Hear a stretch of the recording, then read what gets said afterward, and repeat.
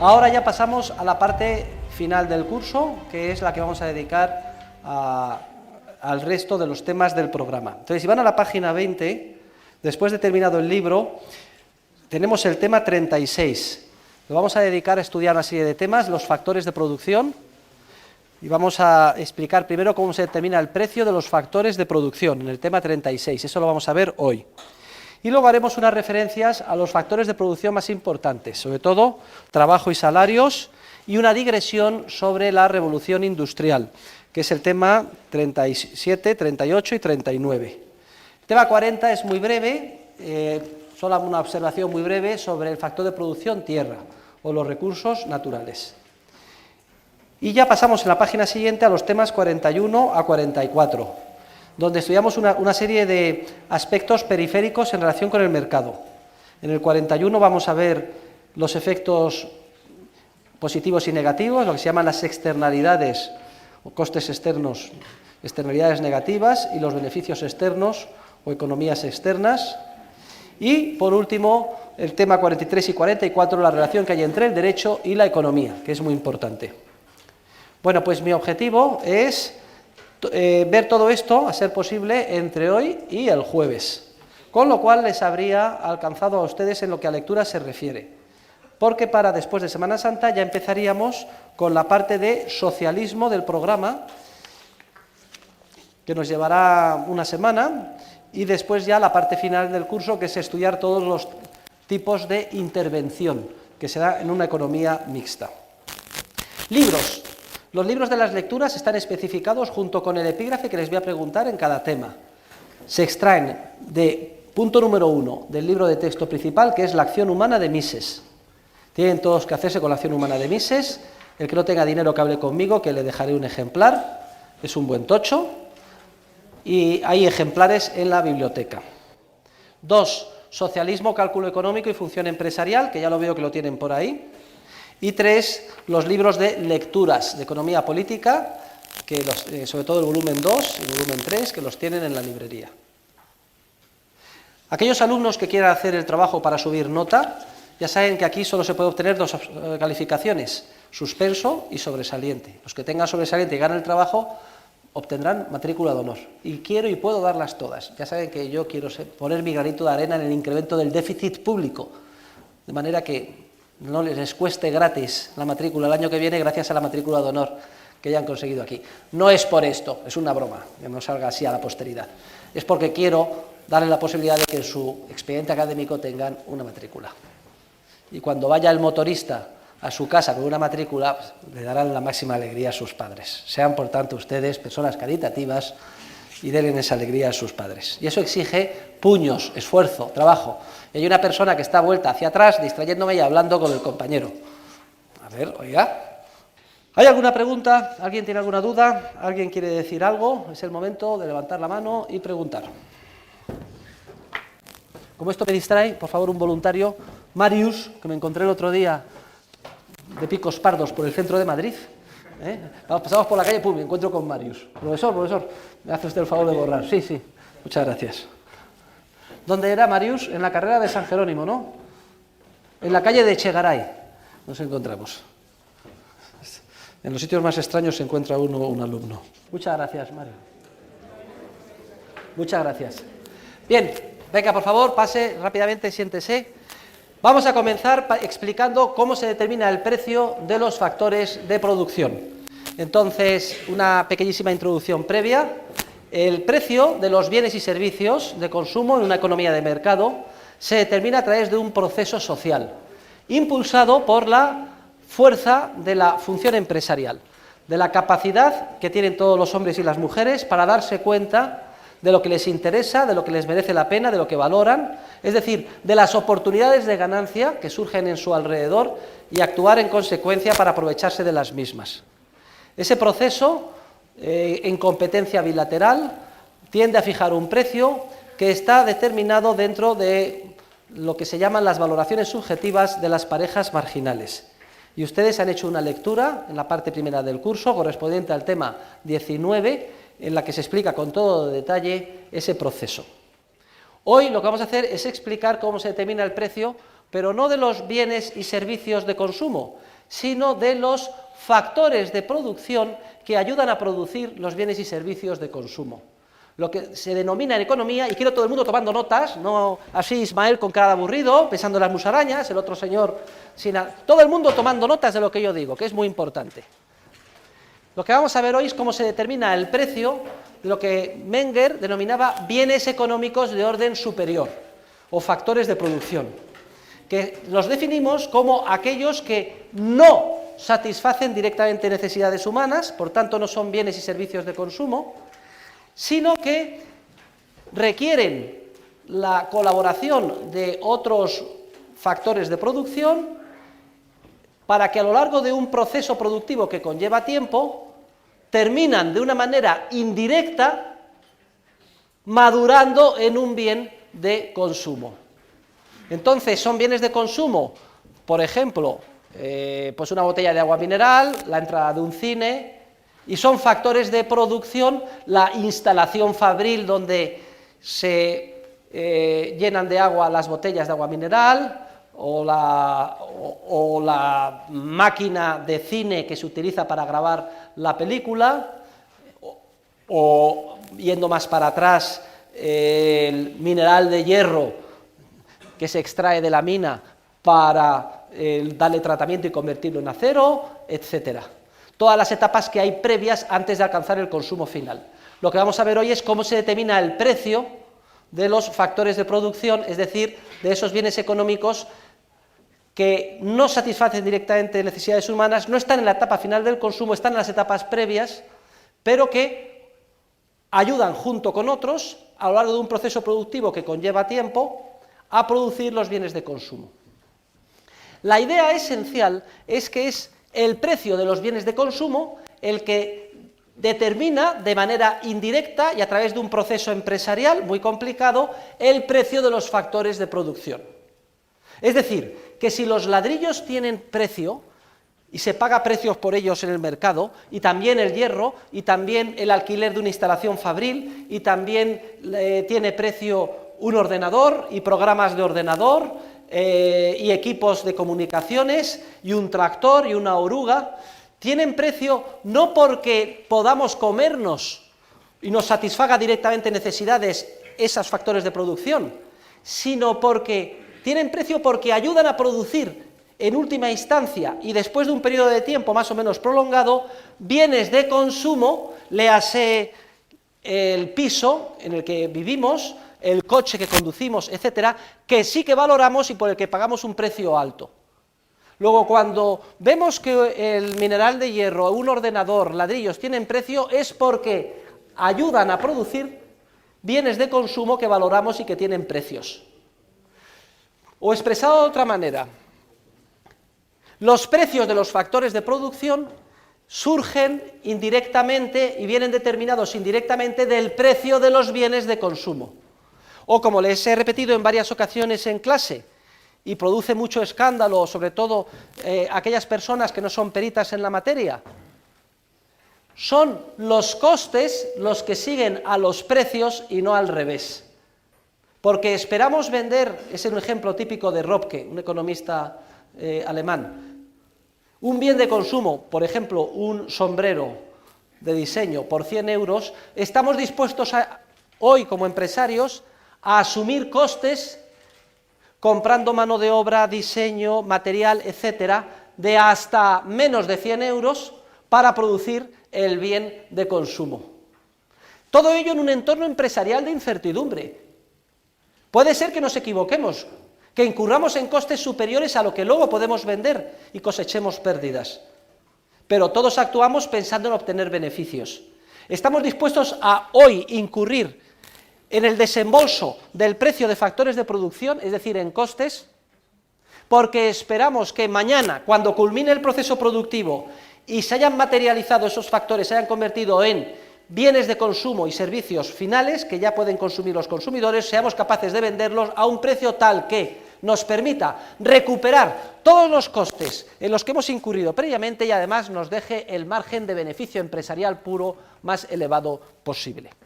Luego, la primera idea esencial es que son los precios de los factores de producción los que tienden a seguir a los precios estimados futuros que tendrán los bienes de consumo, y no al revés.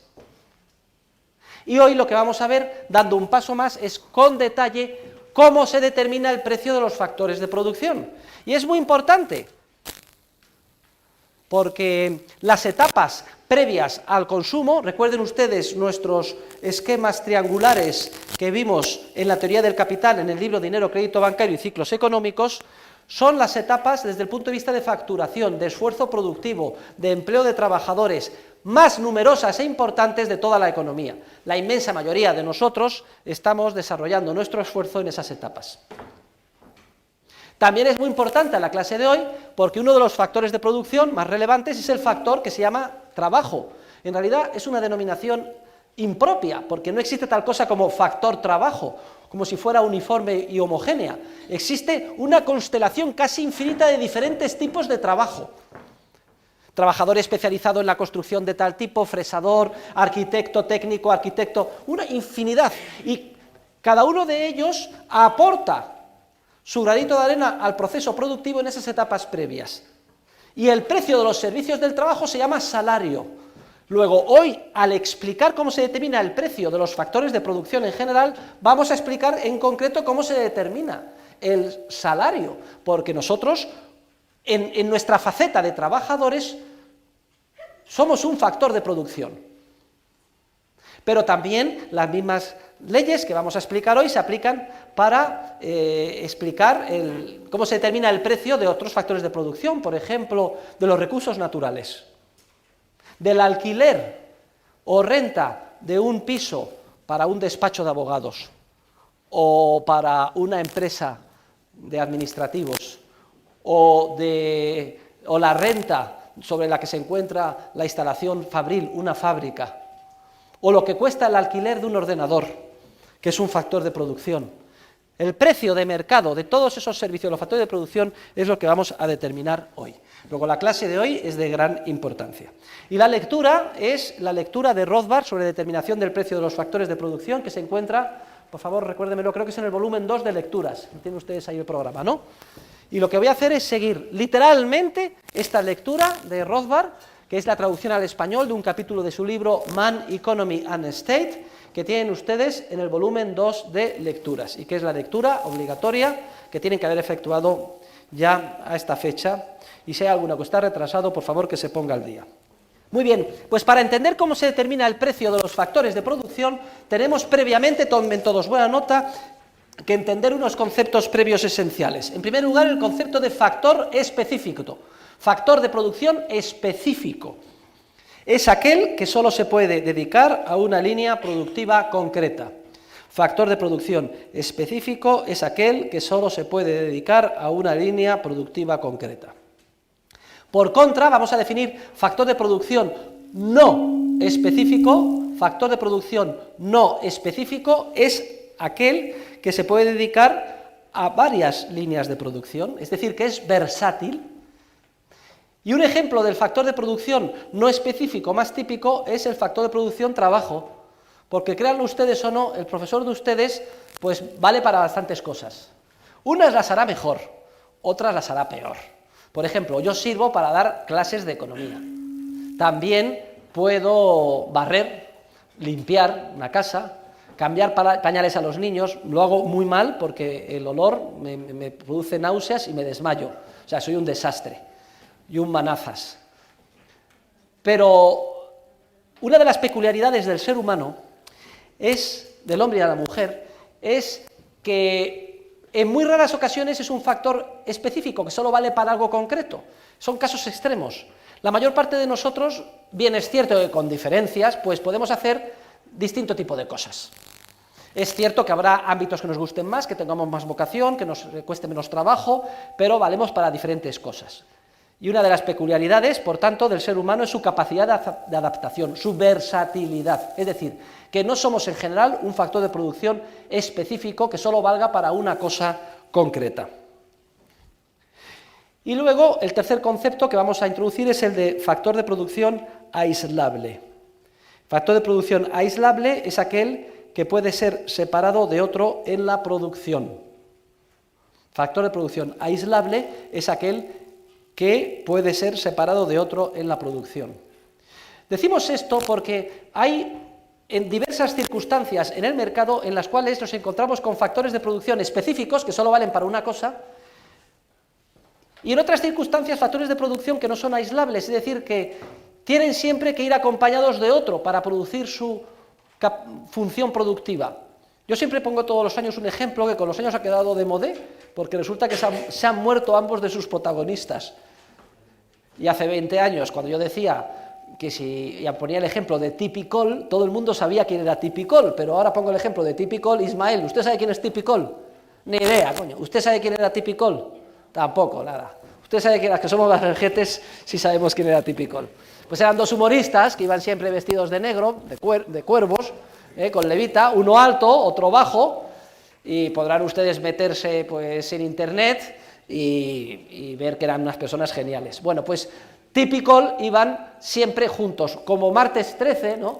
Y no sé si habrá algún otro humorista más moderno al que podamos referirnos. Bueno, había otro grupo que en vez de martes y 13 se llamaba Cruz y Raya. Vale, pues estos. Pues entonces, en la medida en que Cruz y Raya, martes y 13, o Tipicol, ya más rancio, los consumidores y los identifiquen como una unidad indistinguible, los consideramos factor de producción no aislable. Podrá ser que a lo mejor Cruz triunfe él solo como humorista, separado de Raya, o Tip separado de Col, pero no es lo mismo. El producto Tipicol, martes y 13, o Cruz y Raya, es factor de producción no aislable. No me distraiga, señorita. Vale, de acuerdo. Bueno, pues con esto hemos hecho una introducción, creo que lo tenemos todos claro, y ahora vamos a enunciar cuál es el principio esencial o la ley económica de tendencia que explica o determina cuál es el valor, el precio de mercado que tiende a fijarse para los factores de producción. Y la verdad es que la ley es maravillosa, porque la conclusión a la que vamos a llegar de nuestra presentación de hoy es realmente sorprendente, es preciosa la conclusión, y además debe ser motivo de gran estímulo y ánimo para todos los que estamos aquí, porque lo que vamos a demostrar es lo siguiente. Vamos a demostrar que, sin que esté dirigido desde arriba, sin que lo ordene un ministerio o un órgano de planificación, ni ningún decreto, hay una fuerza poderosísima en el mercado, impulsada por la empresarialidad de todos y cada uno de sus partícipes, es decir, los miles de millones de hombres y mujeres que constituyen la economía. Señorita, me distrae, la última de la fila, veo todo lo que pasa en clase, oiga, es la tercera vez que estoy diciendo que no me hable nadie de nada, ¿está claro? Vuelvo otra vez a repetir, que es maravilloso, porque en el mercado hay una fuerza imparable y espontánea, que está impulsada por la empresarialidad de todos y cada uno de nosotros que participamos en él, en función de la cual tiende a pagársele a cada uno, a cada factor de producción, el valor de su contribución al proceso productivo. Repito, la conclusión a la que vamos a llegar es que en el mercado se nos tiende a pagar a cada uno de nosotros el valor de lo que aportamos al proceso de producción.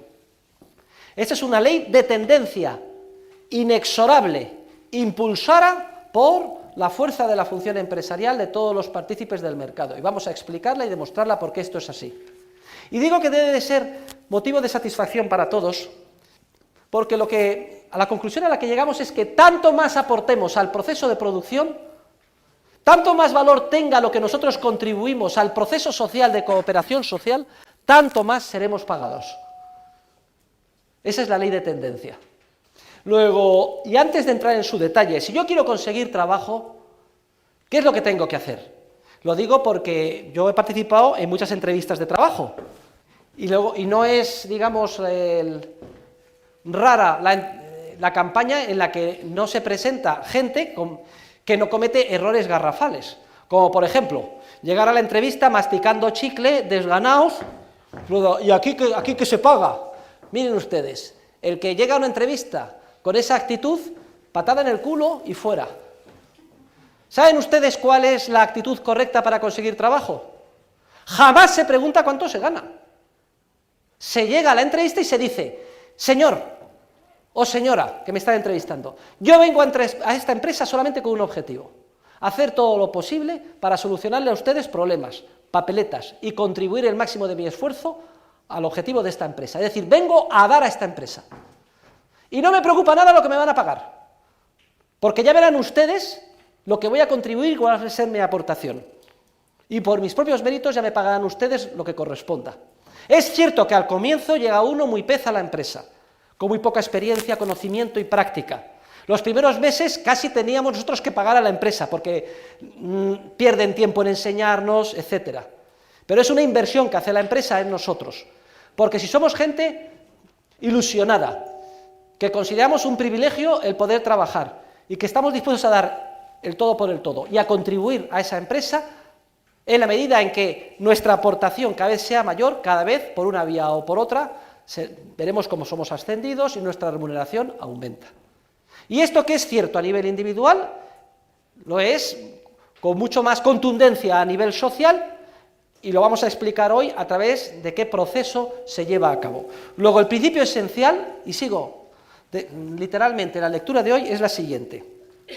Cuando un factor de producción es aislable, por ejemplo, cualquiera de nosotros, que no vamos junto con un socio, típico, es aislable y no específico, por tanto que valemos para diferentes líneas de producción, somos versátiles, el precio de sus servicios, el precio de mercado por sus servicios, tiende, como todas las leyes de economía son leyes de tendencia, ceteris paribus, a igualdad de circunstancias, el precio de sus servicios tiende a igualarse con lo que vamos a denominar valor descontado, tome nota, señorita, valor, trabaje usted, sufra, esfuércese, más aportación al proceso productivo si quiere ganar dinero, valor descontado de su productividad marginal. Repito, cuando un factor de producción es aislable y no específico, el precio de sus servicios tenderá a igualarse con lo que vamos a llamar valor descontado de su productividad marginal. Valor descontado de su productividad marginal. Señores, y ustedes si van a marcharse al comienzo de clase, no vengan, porque me distraen. Venga, fuera. Valor descontado de su productividad marginal. Esto que llamamos valor descontado de su productividad marginal, vamos a explicarlo ahora con más detalle, pero es precisamente el valor de nuestra contribución al proceso productivo. Luego repito, cuando un factor de producción es aislable y no específico, el precio de sus servicios, el precio de mercado de sus servicios, tiende a igualarse con lo que vamos a llamar valor descontado de su productividad marginal, y pongan ustedes en los apuntes, como pongo yo en el programa, VDPM, valor descontado de su productividad marginal, VDPM.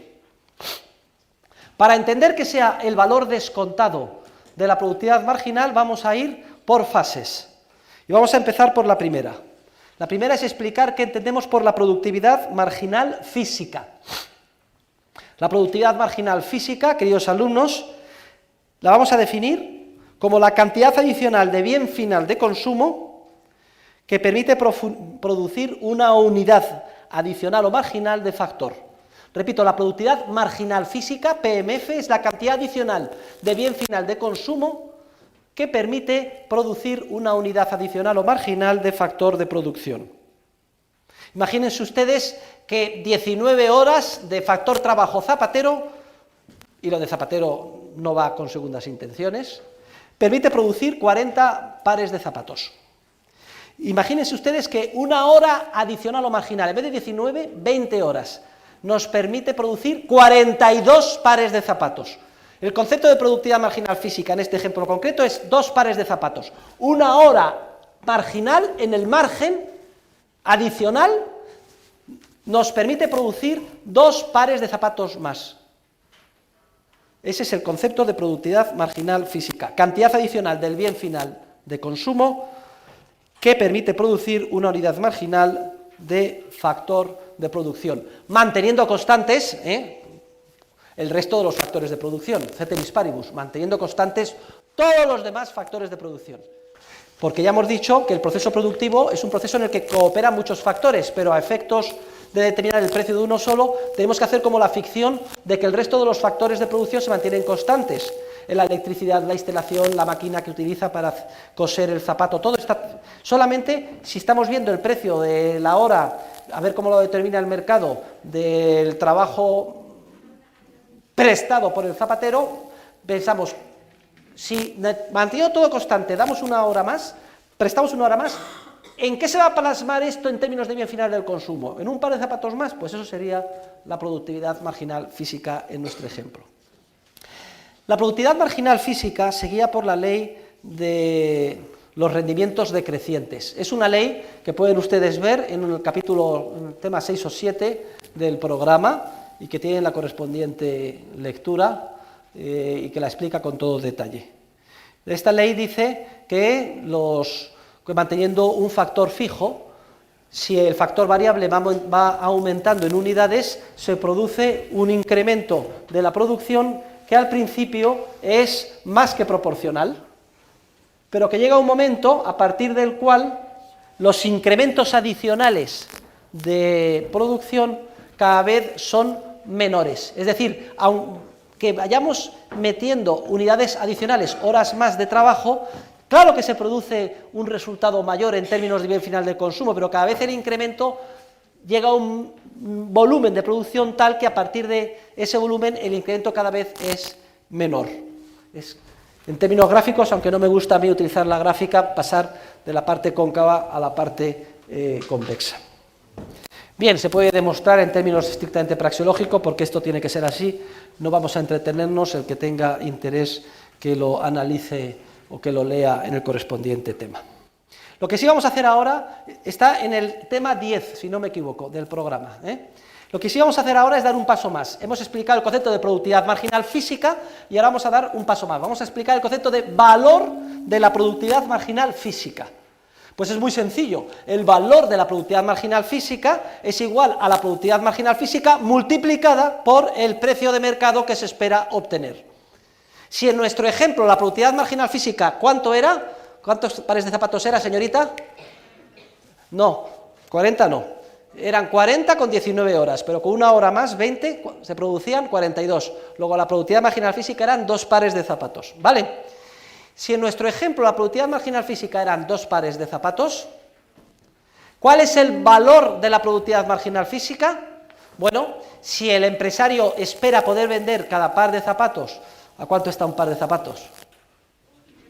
150 euros, es mucho, 100 euros, 50 euros, 20, depende del zapato, oiga, ya 20 será un zapato asqueroso, una zapatilla, 50, yo creo que los míos valen 120 euros, porque solo me gusta un modelo y solo compro ese, o sea que me lo sé de memoria.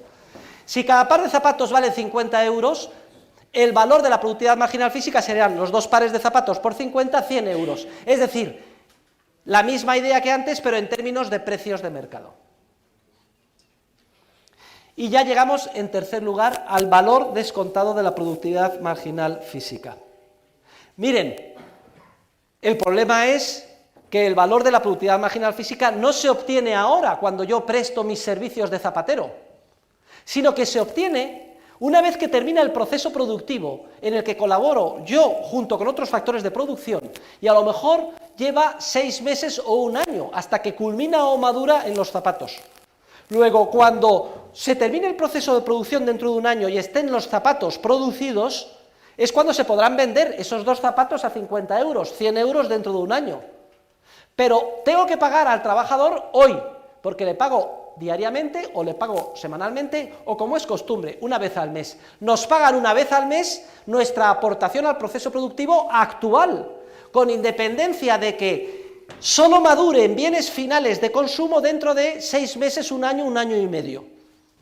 Como nos tienen que pagar hoy un valor que solo estará disponible en un futuro más o menos lejano, digamos dentro de un año, para simplificar el ejemplo, ya saben ustedes que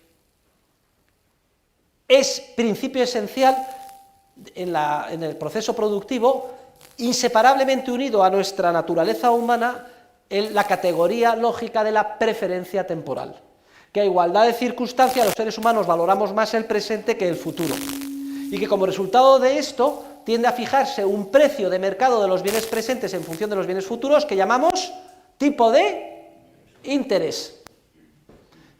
Entonces, sabemos que 100 unidades hoy valen dentro de un año, si el tipo de interés es el 10%, 110, o viceversa, que 100 unidades dentro de un año valen hoy 100 descontado por el tipo de interés, menos el 10%, en torno a 90. ¿De acuerdo? Como al trabajador hay que pagarle hoy el valor de una aportación al proceso productivo que solo estará terminada en un lejano futuro, por ejemplo, dentro de un año, hay que descontar por el tipo de interés el valor de la productividad marginal física que surge de su aportación al proceso productivo hoy, pero que solo madurará en forma de un bien final de consumo que pueda venderse dentro de un año.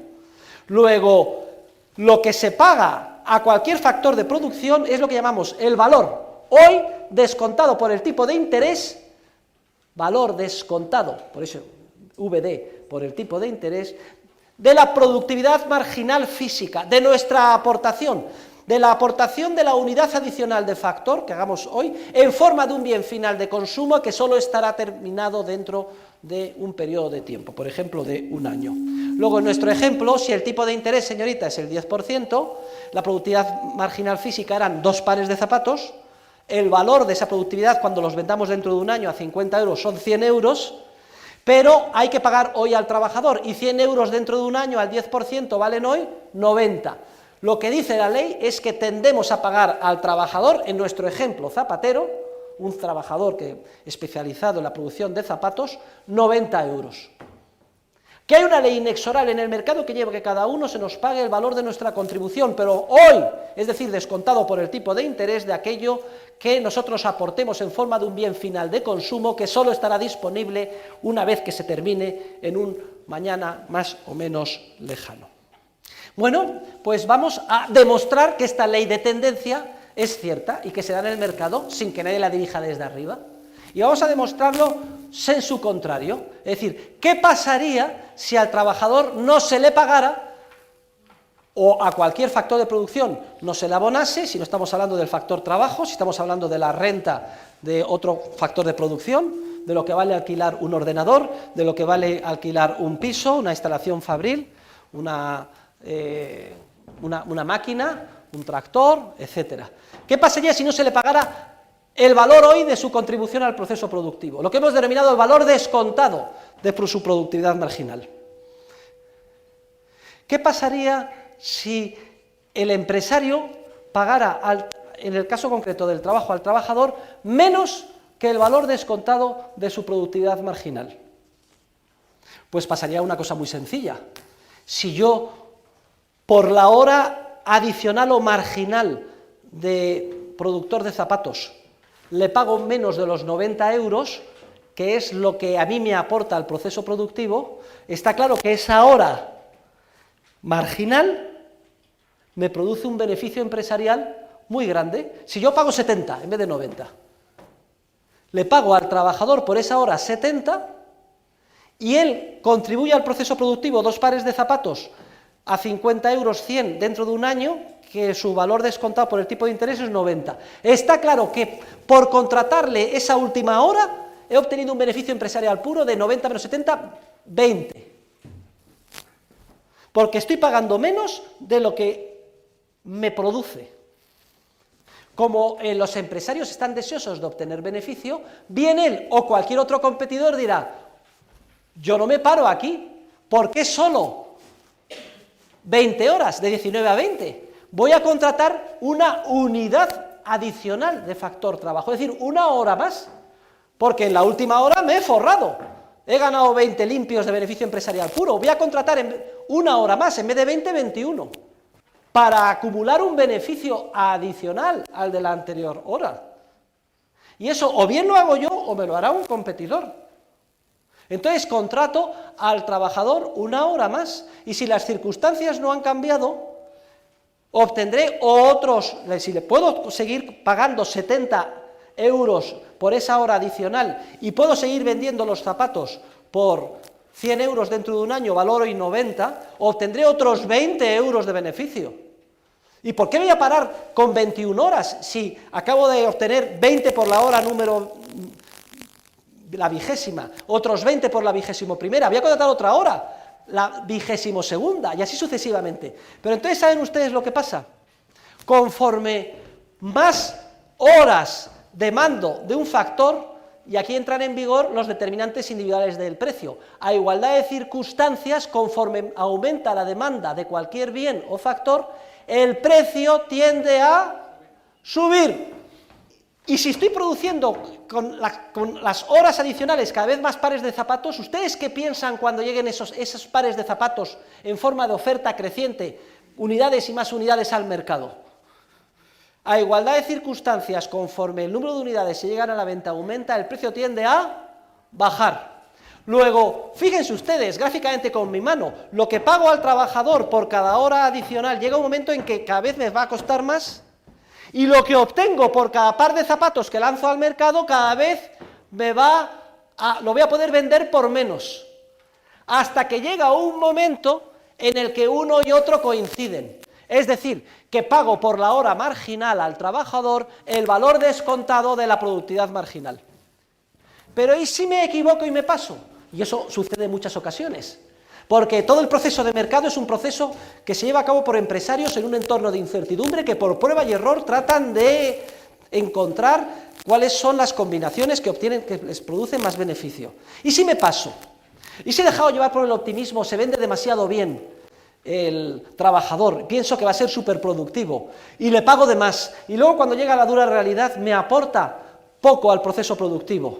O me equivoco respecto, caballeros, me equivoco respecto al número de unidades y me paso, en vez de 20, 22, 23 horas, pues 40 horas, y por la hora número 40 le tengo que pagar 120 euros. Pasa el año y cuando llegan los zapatos que me produce esa hora marginal, me doy cuenta que solo los puedo vender por 40, porque está tan inundado de zapatos el mercado, 2 pares de zapatos a 40, 80, y le pagué al trabajador 120. ¿Cuál es la moraleja? En la hora marginal última que le contraté al trabajador estoy perdiendo dinero, le estoy pagando más de lo que me aporta. Y si esto sucede, ¿qué es lo que tengo que hacer? Esto es un mensaje que le dice al empresario: ojo, te has pasado, hijo, en el volumen de producción, de unidades de producción, te estás produciendo demasiado, tanto que lo tienes que vender a precio bajo cuando el coste en el que has incurrido es muy alto. ¿Qué es lo que nos está indicando? Que tenemos que contraer el volumen de producción, disminuir el número de unidades, porque me he pasado. Si te pasas, pierdes, y entonces tienes que disminuir. Y si disminuyes, al llegar al mercado menos bienes de consumo, tienden a recuperar el precio, y al liberar factores de producción porque no demandas tantas horas, tiende a bajar, entonces tiende a igualarse. Moraleja: el ímpetu empresarial por obtener beneficios lleva a que cada uno se nos pague el valor de nuestra contribución al proceso productivo, es decir, lo que llamamos el valor hoy, descontado por el tipo de interés de la productividad marginal. Porque si nos quedamos cortos en cuanto a volumen de producción, dejamos de obtener beneficio, y nuestro propio ímpetu de lograr conseguir más beneficio nos lleva a contratar más mano de obra. Lo que pasa es que cada vez nos costará más y podremos vender su producto a un precio más bajo. ¿Hasta qué nivel? Hasta el nivel en el que aproximadamente se igualen. Y si me equivoco y me paso, sucederá lo contrario. Podré vender el bien de consumo a un precio que no será suficiente para recuperar el coste incurrido previamente pagando al factor de producción. Y esto me indicará que me he pasado en cuanto al volumen y que tengo que replegarme o reducir el volumen de producción. La General Motors, por ejemplo, producía millones de coches y sin embargo era ruinoso. ¿Qué es lo que ha hecho? Bueno, ha suspendido pagos, ha echado a la mitad de la gente y ha reducido el volumen de producción un 30%. Y de nuevo vuelve a ser rentable. Se había pasado. El coche marginal lo podía vender a un precio que no era suficiente para pagar todos los costes. Y ustedes, en una licenciatura o en un grado en Dirección y Administración de Empresas, el día de mañana van a estar insertos en las empresas más variadas, en todos los intersticios de todos los sectores productivos. Y uno de sus objetivos esenciales será descubrir cuál es el volumen de producción les permite conseguir los beneficios empresariales mayores, sin pasarse ni sin quedarse costos. Y esto determinará a que cada uno de los factores de producción que contribuyan a ese proceso se le pague el valor descontado por el tipo de interés de su productividad marginal, o en términos más coloquiales, esa maravilla a la que me refería al comienzo de clase. a cada uno tiende a pagársenos el valor de lo que aportamos al proceso productivo. Luego, si queremos ganar más dinero, si queremos ser más productivos, el secreto es muy sencillo. Lo que tenemos que ser es aportar cada vez más valor a la empresa en la que estemos implicados. Esta es la única forma de prosperar en la vida. Muy bien, solamente unos comentarios finales para terminar este tema y pasar al siguiente. No se les escapará a ustedes la idea obvia de que un trabajador cultivando a mano el campo, por ejemplo en la India, pobre, arroz, es mucho menos productivo que un trabajador que disponga de equipo capital, es decir, de las más modernas máquinas, del más moderno tractor. Un agricultor norteamericano con ordenadores y un tractor ara y prepara en un día centenares de hectáreas, lo que les llevará a hacer prácticamente a mano con un arador romano a miles de indios. El trabajador americano, el suizo, el europeo, es mucho más productivo que el indio porque dispone de equipo capital bien invertido, en forma de máquinas, herramientas, tractores, etc. Como hemos demostrado que a cada uno tiende a pagarse el valor de su aportación al proceso productivo, al ser el trabajador americano mucho más productivo que el chino o el indio, porque tiene muchas más máquinas, el trabajador americano gana 100 veces más que el indio. No es porque sea más listo, no es porque trabaje más horas, simplemente porque tiene a su disposición mucho más capital bien invertido, mucho más equipo capital, en forma de instalaciones fabriles, herramientas, ordenadores, programas, maquinaria, tractores, última tecnología. Entonces, si nosotros lo que queremos es que los países pobres salgan de la pobreza, o que las personas pobres salgan de la pobreza y cada vez mejoren más y prosperen más, lo que es imprescindible es fomentar la acumulación de capital bien invertido. El único secreto para salir de la pobreza a un país o una persona es el que disponga de más equipo capital. Y por tanto, el secreto esencial es fomentar y proteger a los capitalistas. Solo hay una salida de la pobreza, que es fomentar el espíritu de ahorro y a los capitalistas. Y también a los empresarios para que inviertan bien el equipo capital. Luego, el secreto de un país para salir de la pobreza consiste en atraer ahorradores, atraer capitalistas, disminuir los impuestos. Es al capitalista y al ahorrador al que hay que cortejar. Y esto se da de bruces con toda la demagogia que estamos acostumbrados. ¿Qué es lo que suelen hacer los populistas y los demagogos en los países pobres? Léase la Venezuela de Chávez o Bolivia, etc. Perseguir al capitalista. Pintan una película de buenos y malos.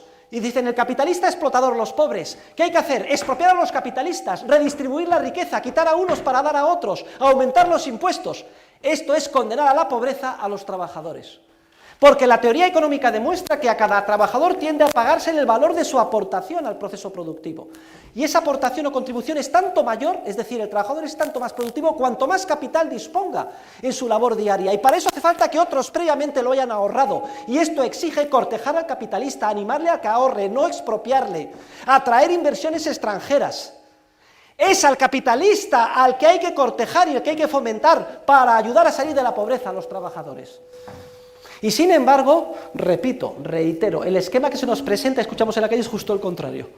Perseguir al capitalista, si ha ganado dinero, lo habrá robado. Esto es una injusticia social. Hay que quitar a los ricos para dar a los pobres. Si quitamos a los ricos y damos a los pobres se lo van a comer, se quedan sin capital y quedan condenados a la pobreza. Es la historia de la cigarra con la hormiga. Y sin embargo, vende muy bien. Porque todo el mundo dice, a ver, ¿qué quiere que cojamos a los 100 más ricos de España con su riqueza y lo dividamos entre todos? Todo el mundo piensa, joder, fenomenal, a mí me van a tocar 1000 euros y yo con esto, pues me compro un coche, voy al cine, amplío mi casa, fenomenal. Pero no seamos idiotas, no caigamos, no piquemos. Somos universitarios, estamos en la universidad, estamos estudiando la ciencia económica. Y el día de mañana, ya desde hoy, cualquiera de nosotros, sobre todo gente joven, con objetivos idealistas, de ayudar a los necesitados, sepan ustedes que la mejor y única manera de ayudar al necesitado es fomentando el capitalismo. ¿Está claro? Y la demostración es la que acabo de decir. reduciendo impuestos, atrayéndoles, baje la mano, tome nota, preguntas al comienzo de la clase siguiente. ¿Qué pasa si se ahorra menos? A igualdad de circunstancias el tipo de interés sube, hay menos oferta de bienes presentes y hay que pagar más por ellos en forma de tipo de interés el día de mañana. Como al trabajador y al factor de producción se le paga el valor hoy descontado por el tipo de interés, si el tipo de interés sube, el valor hoy es más bajo. Si se ahorra menos, se cobra menos, porque el tipo de interés tiende a subir y el valor descontado tiende a ser más reducido. Luego, también va en la misma línea. En cambio, si se ahorra más, el tipo de interés es más bajo. Hay más capital, más bien de capital, que hace más productivo al trabajador, con lo cual cobra más. Por eso gana 100 veces más el trabajador americano que el indio. No porque sean más buenos los americanos, no. Leyes económicas. Y si se ahorra más, los tipos son más bajos y el valor descontado es más alto, se cobra más. Y todos los líderes espirituales, morales, etcétera, que proclamen que hay que redistribuir la renta, ayudar a los pobres, quitar a los ricos, que están totalmente equivocados. Están concibiendo un modelo estático como si la riqueza fuera dada y esto fuera simplemente un pastel a distribuir. No, señores, el proceso social es un proceso dinámico, de creatividad empresarial, no hay nada dado. Todo depende de que los que aportamos al proceso de manera dinámica seamos capaces de crear cosas nuevas para mejorar el nivel de vida de todos. Y en ese proceso, el protagonista esencial es el empresario, que es el que hay que proteger, y el capitalista, que es el que ahorra y pone a disposición de los trabajadores equipo capital para hacerles cada vez más productivos y, por tanto, que puedan cada vez obtener salarios más altos. Bueno, y hay una serie de consideraciones finales en el tema.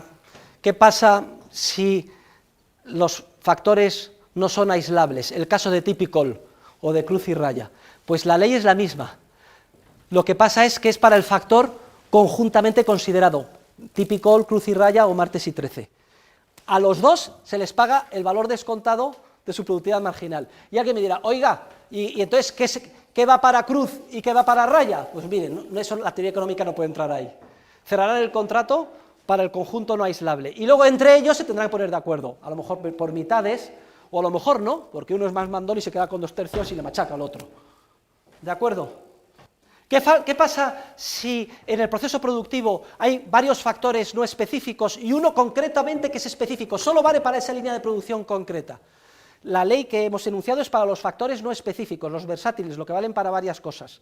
Estos se les tiende a pagar el valor descontado de su productividad marginal. Y luego el valor residual que quede es lo que se pagaría al factor puramente específico. También se explica con detalle. Y luego, y esta es la última idea, la idea de capitalización, la ley que acabamos de enunciar es la que determina el precio de mercado de los servicios de cada uno de los factores de producción. Entonces, yo, como arquitecto, mis servicios son muy valorados y gano mucho como arquitecto. Frank Lloyd Wright. Me pagan por mis servicios. O un piso, o un local comercial, o una nave de oficinas.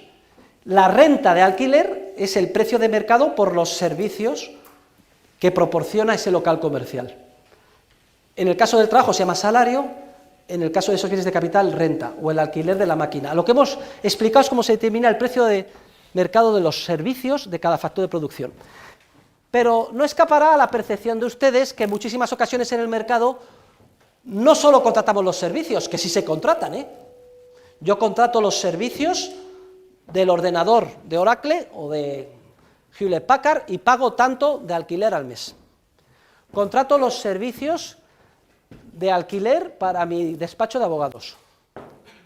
Contrato los servicios, pongo ejemplos relacionados con lo que vimos en el curso anterior, morbosos, los servicios de Pretty Woman. Y si no, cojan ustedes, como expliqué, la teoría de los precios con la película Pretty Woman, que lo tienen en YouTube. Incluso pone la película, Hay que pagar por esos servicios. Bien, hay un precio de mercado para esos servicios. Para todos los factores de producción hay un precio de mercado. Para los servicios de factores de producción. Pero, sin embargo, hay muchísimas ocasiones en las que lo que se compra y se vende no son los servicios, sino todo el bien de capital. Compro el piso, o compro el camión Pegaso, compro el ordenador. Afortunadamente, hace ya siglos que se eliminó la odiosa institución de la esclavitud, pero antes se podía comprar un esclavo. En el mercado de Roma podía usted comprar, por ejemplo, y eran muy caros, un preceptor griego para sus hijos como esclavo, o una guapa esclava para proporcionarle otro tipo de servicios.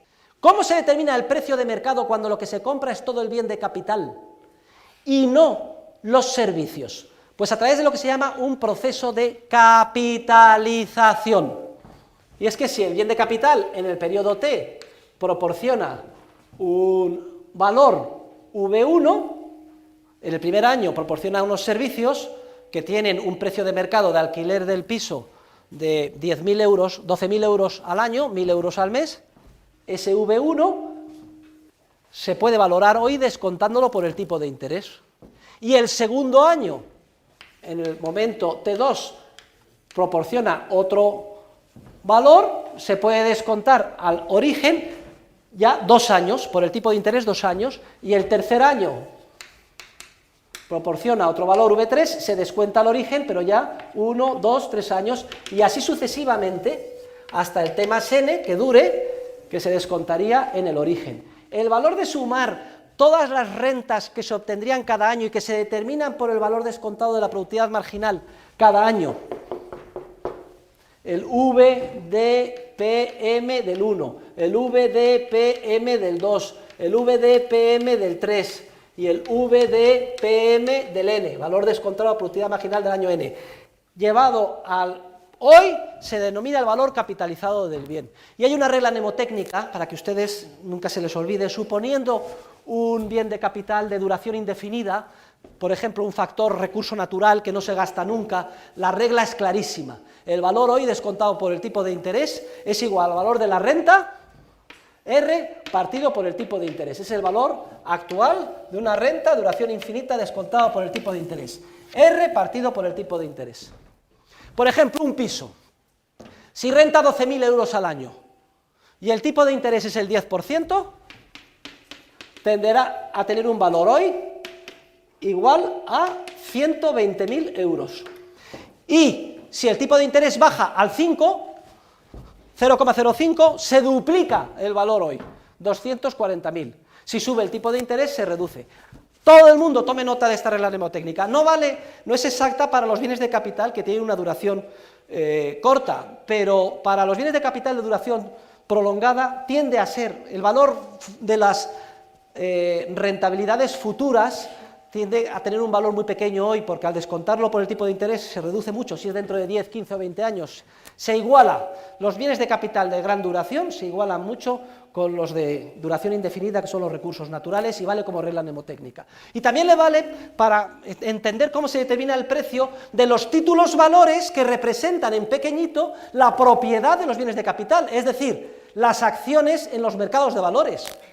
Si una acción renta de dividendo, pues 10 euros al año, y el tipo de interés es el 10%, tenderá a tener un valor de 10 partido por 0,10, es decir, de 100 euros.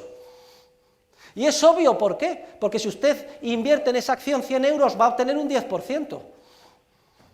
Si vale menos de 10 euros, de 100 euros, 50, es un chollo invertir en esa acción, porque compra usted por 50, le va a rentar 10 euros al año, un 20%, todo el mundo va a invertir ahí. Entonces, ¿qué pasa? El precio de la acción subirá hasta aproximarse a el que sale de esta fórmula. Si me paso, si la acción vale 500 euros y solo me renta 10, un 2%, yo ahí no voy a invertir, oiga, si en cualquier otra inversión obtengo el 10%, baja el precio de la acción. Luego, a través de un proceso de capitalización de los diferentes valores descontados de productividad marginal que se determinan para cada uno de los periodos y que se llevan al origen descontando por el tipo de interés, sumando todos estos resultados, es como tiende a fijarse el precio de mercado, no ya de los servicios durante un año del ordenador, sino del ordenador en sí. No ya de la renta de alquiler de cada piso, sino del piso en sí. No ya de los servicios del preceptor esclavo griego, sino del precio que pago por el esclavo griego en la antigua Roma en el mercado de esclavos. Por cierto, que aunque haya desaparecido la esclavitud, muchísimas veces hacemos cálculos sobre lo que vale nuestra vida. Imagínense que yo gano 100.000 euros al año. Imagínense que estoy estudiando qué tipo de seguro de vida, qué cantidad de seguro de vida tendría que tener para dejar a mi familia cubierta si a mí me pasara algo. Pues estoy haciendo el mismísimo cálculo, mutatis mutandi, del que haría para ver cuánto costaría comprar a un esclavo en el antiguo mercado de esclavos. Si yo falto, necesito que mi familia tenga un capital tal que invertido rente 100.000 euros al año, y entonces por lo menos, aunque estén muy tristes y no pueda yo estar con ellos ni ver crecer a mis hijos, sí que van a tener la misma fuente de ingresos que como si yo estuviera. Si el tipo de interés es el 10%, ¿qué capital tengo que asegurarme? ¿Cuánto vale mi vida en términos económicos? 1 millón. Tengo que hacer un seguro de 1 millón de euros. De manera que si me da un infarto, porque me harto y se me sube la tensión de regañar a los alumnos porque hablan en clase y me distraen, y muero aquí delante de todos, Dios no lo quiera, mi familia, mi viuda, cobra 1 millón de euros. Acto seguido, lo invierte al 10% y con eso, por lo menos, la fuente de ingresos que yo les estaba proporcionando como cabeza de familia se mantiene inalterada. Ven ustedes como también el proceso de capitalización, incluso para los seres humanos, tiene muchísima importancia práctica en múltiples circunstancias. Bien, pues esto es lo que le quería decir sobre la determinación del precio de los factores de producción. Vamos a pasar ahora a los temas siguientes. Vamos a hacer algunas observaciones complementarias y breves sobre el factor de producción trabajo, porque es uno de los más importantes, además de los que tiene más relevancia y da lugar a más, digamos, conflictos y errores interpretativos. Miren, aquí vamos ya a la acción humana de Mises. Dice Mises que hay 2 tipos de trabajo, el que llama trabajo introversivo y el trabajo extroversivo. Trabajo introversivo, tomen buena nota, es el que se desempeña o se lleva a cabo por placer, por deporte, por no aburrirnos, o por algún fin superior, o de tipo moral o religioso. Es decir, claro que el trabajo introversivo no supone esfuerzo, o es que no nos supone esfuerzo cuando jugamos un partido de fútbol, o es que nos sudamos cuando jugamos un partido de tenis, o cuando desarrollamos fuera de horas de nuestra labor una tarea en una ONG, o cuando por placer pintamos un cuadro, o es que no le lleva horas y no suda a mi hijo cuando monta un Lego. Claro que sí. Lo que pasa es que la satisfacción íntima que nos produce el ejercicio físico, el triunfo de ser los primeros en los 100 metros lisos, la satisfacción estética o el placer de culminar una obra de arte, la íntima satisfacción de la Madre Teresa de Calcuta de haber ayudado a los más necesitados, compensa con mucho en su escala de valoración subjetiva el esfuerzo y el sacrificio llevado a cabo, por grande que haya podido ser. Cuando esto es así, no hace falta que nos paguen por el trabajo que hacemos. Nos consideramos pagados internamente. Y a esto se le denomina trabajo introversivo. Por el contrario, el trabajo extroversivo supone un sacrificio, pero que no está compensado por la satisfacción interior, sino que está compensado por lo que obtenemos en el proceso productivo como consecuencia de cambiar los resultados de nuestra prestación por unidades monetarias. Valoramos más el resultado de nuestro esfuerzo vendido en el proceso de producción que el valor subjetivo que damos al ocio perdido. Hombre, la Biblia dice que el trabajo es una maldición. De alguna manera todos estamos condenados a trabajar con el sudor de nuestra frente y las mujeres a parir con gran sufrimiento y dolor, por lo menos hasta hace recientemente. Todos tenemos que ganarnos la vida y todos tendremos que encontrar una manera de ganarnos la vida. Desde un punto de vista subjetivo, es una enorme ventaja si somos capaces de ganarnos la vida con algo que nos gusta.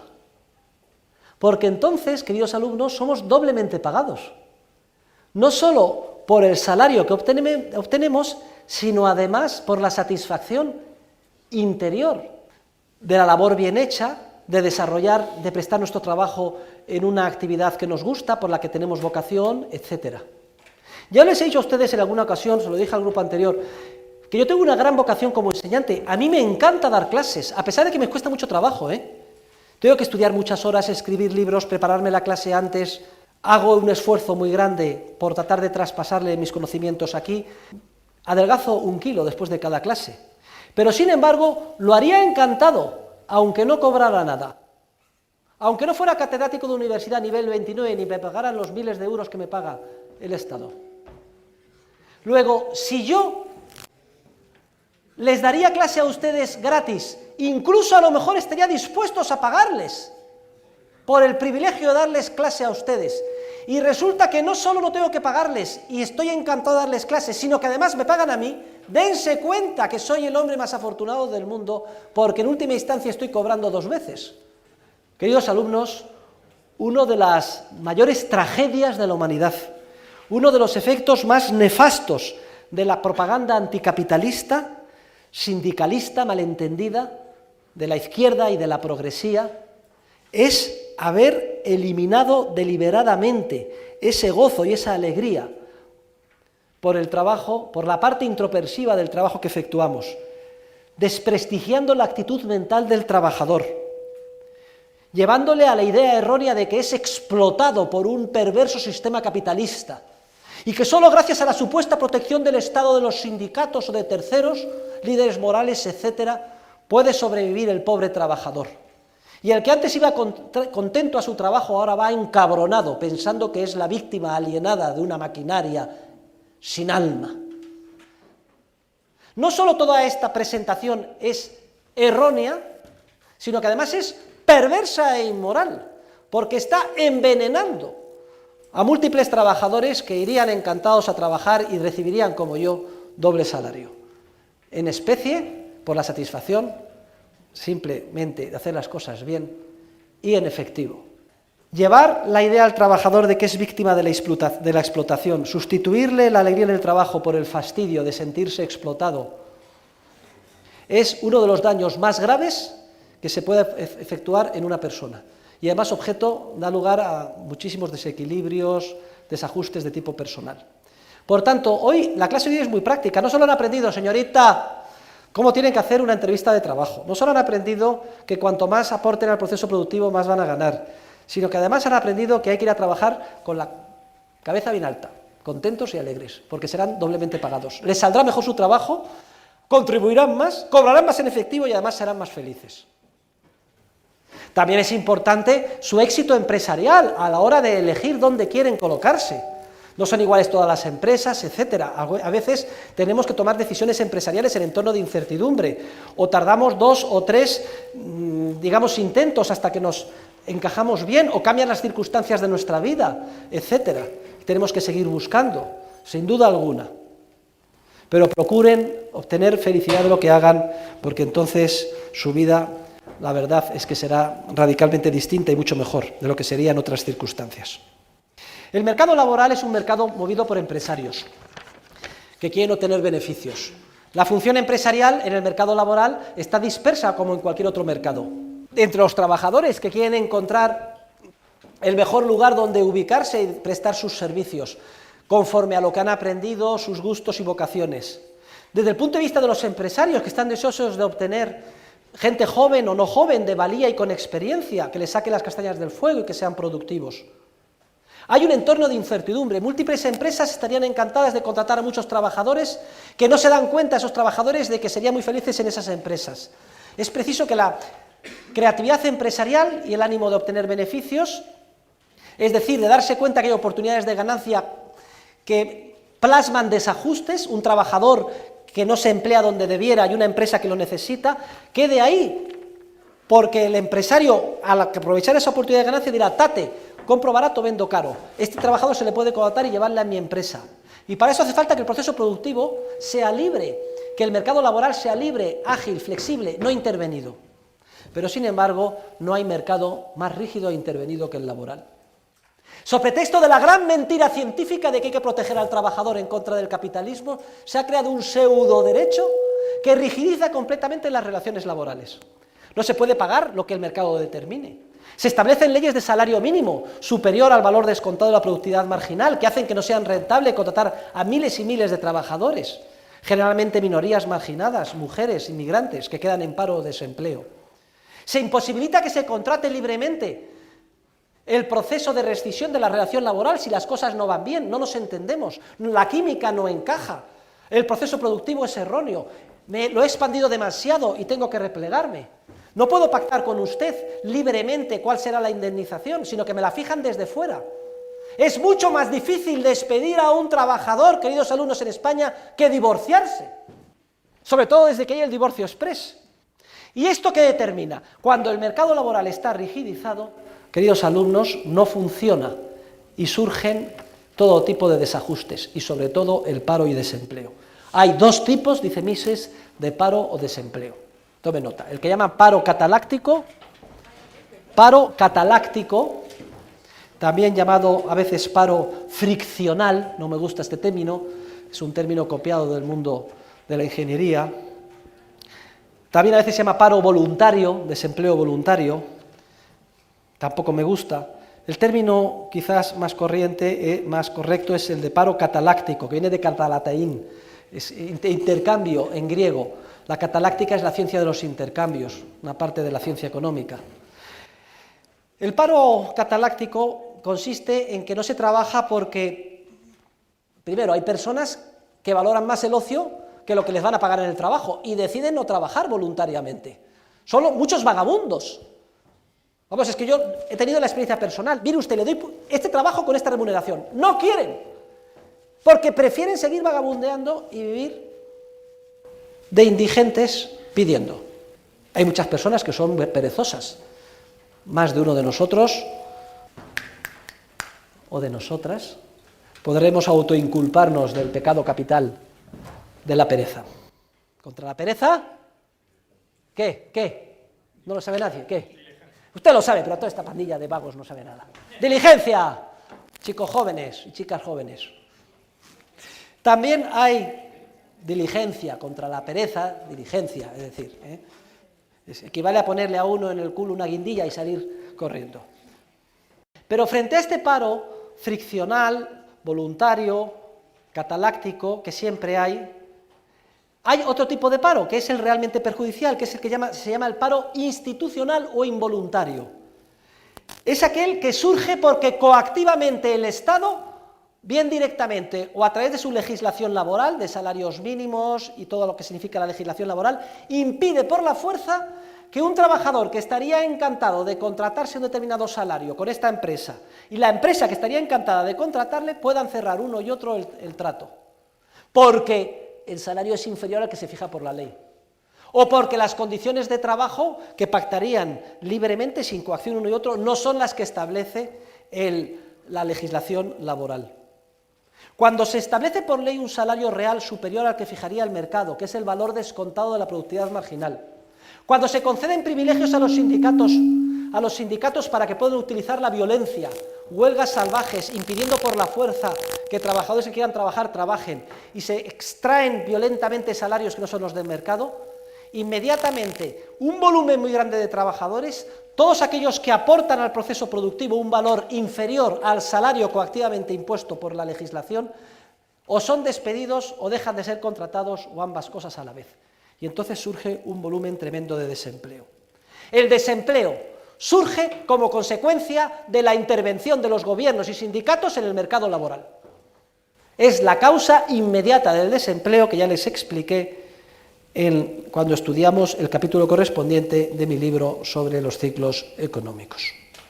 Si además el mercado se rigidiza, el espíritu empresarial que se moviliza para encontrar las oportunidades que hay mutuamente beneficiosas para trabajadores y empresarios de colocarse, se bloquea. Y en el mercado laboral, por ejemplo, están prohibidas las agencias privadas de colocación. Está monopolizado por lo que se llama el servicio de desempleo o el Instituto de Empleo.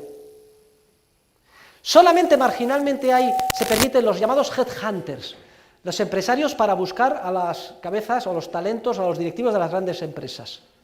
Y ahí no hay paro o desempleo. También hay, a lo mejor en el sector del servicio doméstico, agencias. Tampoco hay ahí paro o desempleo. El paro o desempleo es donde hay un supuesto derecho del trabajo dirigido a proteger al trabajador. El resultado invariablemente es perjudicar y sobre todo a los más desfavorecidos, a los que aportan menos al proceso productivo por ser más jóvenes, por carecer de experiencia, por llegar por primera vez al mercado de trabajo, por ser minorías marginadas, por ser inmigrantes, por ser mujer, que se encuentre la necesidad de compatibilizar el trabajo con su labor en el seno de la familia. Todos esos que contribuyen menos, que el coste establecido por la legislación laboral en forma de salarios en efectivo, con el coste que también se descuenta de toda la rigidez conflictiva que genera la legislación laboral, se vuelve en contra de los trabajadores en forma de altos volúmenes de desempleo o paro. Dense en cuenta también la gran mentira de toda la legislación laboral. Al trabajador se le tiende a pagar el valor de su aportación al proceso productivo, el valor descontado de su productividad marginal, ni más ni menos. Pero ese dinero que se le paga al trabajador no es el que se lleva a su casa. El trabajador se lleva a su casa una parte muy significativamente inferior de lo que le cuesta al trabajador, al empresario, y éste le paga. Porque lo que nos llevamos a nuestra casa como trabajadores es el salario neto después de una serie de descuentos. Por ejemplo, la seguridad social. Y alguien diría, no, profesor, está usted equivocado, porque en España la seguridad social, la cuota de la seguridad social del trabajador es solo un 6%. En cambio, le corresponde al empresario, y le hemos extraído al empresario que pague el 30%. Y también hemos conseguido otras conquistas sociales. Las vacaciones pagadas. Trabajo 11 meses y no llega agosto y mi empresario me paga. Y yo en la playa. ¡Mentira! Todo esto es un gran engaño. Y es misión nuestra proclamarlo hasta la saciedad en la sociedad a los trabajadores. Hasta el último céntimo de euro de todo el coste a la seguridad social, incluyendo el 30%, un tercio de lo que ganamos, que paga el empresario, lo paga exclusivamente el trabajador. Todos los minutos que pasamos en la playa contentos pensando que son vacaciones pagadas por el empresario, ¡mentira! No lo paga el empresario, hasta el último momento lo paga el trabajador, supuestamente en la playa. Las famosas pagas extraordinarias las paga íntegramente el trabajador. ¿Qué es lo que pasa en el mercado en términos de teoría económica? ¿Lo van a entender? A cada uno se nos paga el valor descontado de nuestra productividad marginal, y punto. Y si trabajamos 11 meses, se nos paga el valor descontado de la productividad 11 meses. Lo único que sucede es que por la gran mentira de la legislación laboral, eso de los que aportamos en 11 meses, que es lo que nos pagan, se divide entre 14. Y se nos paga cada mes, que no toca paga extra o mes de vacaciones, menos de lo que hemos aportado. El mes que toca la paga extra, nos están pagando lo que nos dejaron de pagar los meses que solo había una paga. Y el mes de vacaciones nos están pagando lo que un onceavo que nos han retirado de cada uno de los 11 meses que hemos trabajado. Luego, hasta el último céntimo de euro de todo lo paga el trabajador. Y es mentira que sea algo extraído a los empresarios.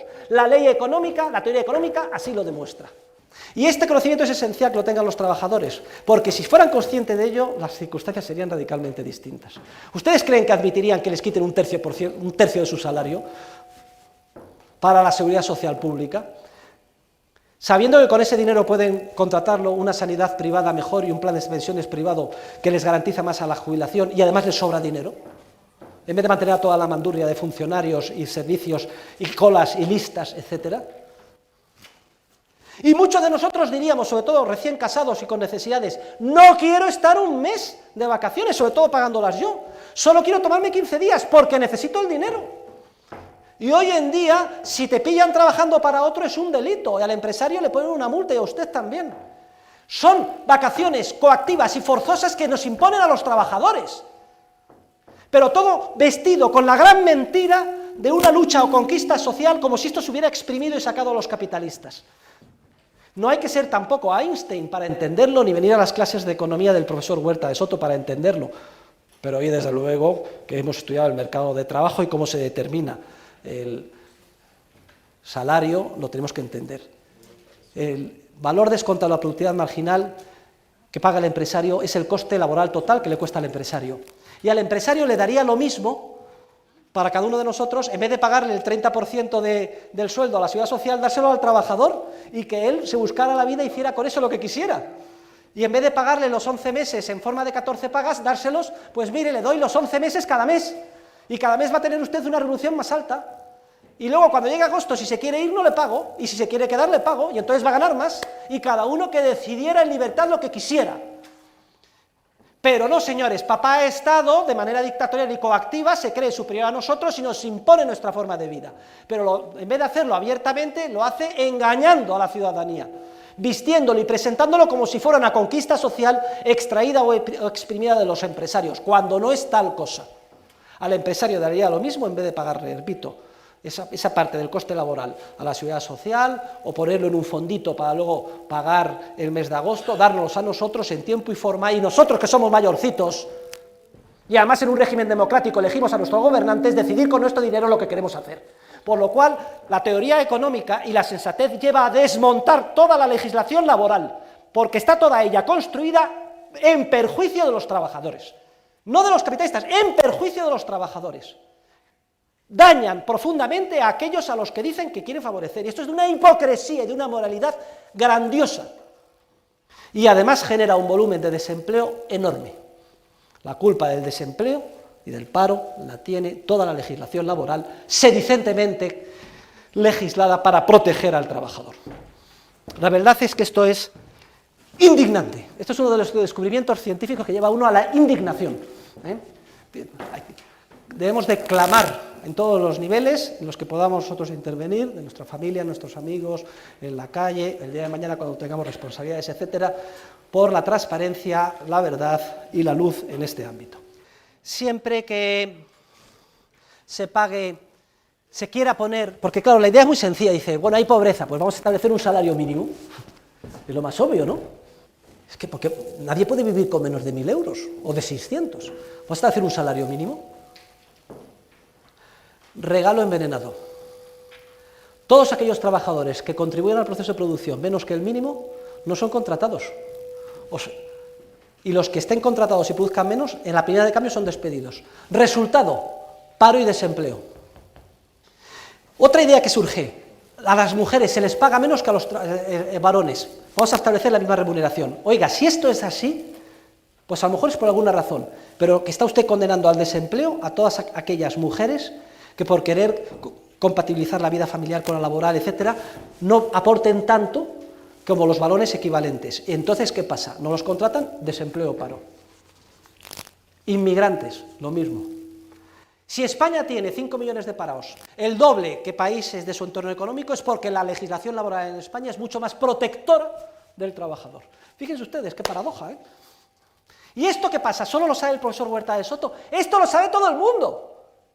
Los líderes sindicales, los políticos, los teóricos de la economía, todo el mundo. Lo que pasa es que en la sociedad vive en una gran mentira y nadie se atreve a poner el cascabel al gato. Todo el mundo sabe que ahora en España hay que liberalizar el mercado de trabajo para absorber los 5 millones de parados, pero nadie se atreve a hacerlo, porque en el momento piensan que lo propongan y lo lleven a cabo, pierden las elecciones. Y terminamos la clase de hoy. El tema siguiente, el tema 33, se titula ¿Es el trabajo una mercancía? Léanselo, es un breve artículo mío, fue muy famoso, se publicó en el ABC, en El País, etcétera.